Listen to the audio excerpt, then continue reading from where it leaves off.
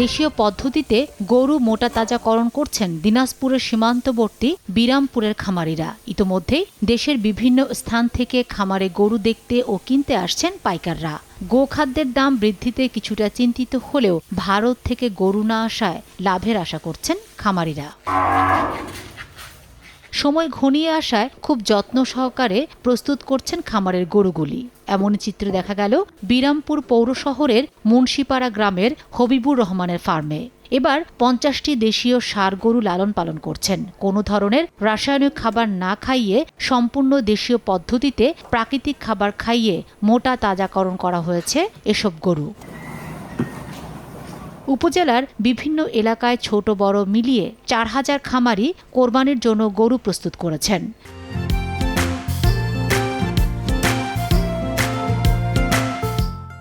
গোখাদ্যের দাম বেশি হওয়ায় গরু প্রস্তুতিতে বেশি ব্যয় হয়েছে দাবি খামারিদের। ভাবলাম যে দামে দরে যদি বনে তাহলে আমরা এখান থেকে গরু নিতে পারবো আর কি।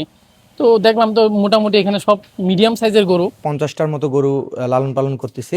এখানে দেশি এবং শাহিয়াল জাতের গরু আছে, সবই মোটামুটি মিডিয়াম জাতের গরু। 200 থেকে 400 কেজির মতো ওয়েট হবে। আমাদের হাসপাতালে বিভিন্ন সময় যে কৃমির ওষুধের সাপ্লাই আসে, আমরা সেই কৃমির ওষুধগুলো দিয়েও তাদের সহযোগিতা করি। মূলত পরামর্শটাই আমাদের এখান থেকে সবচেয়ে বেশি ওনারা পান আর কি। বিরামপুরে কোরবানির জন্য 21280টি পশুর চাহিদার বিপরীতে 39,000 পশু প্রস্তুত করা হয়েছে। স্থানীয় চাহিদা মিটিয়ে বাড়তি পশু অন্যত্র পাঠানো হবে। সময় সংবাদ, হিলি।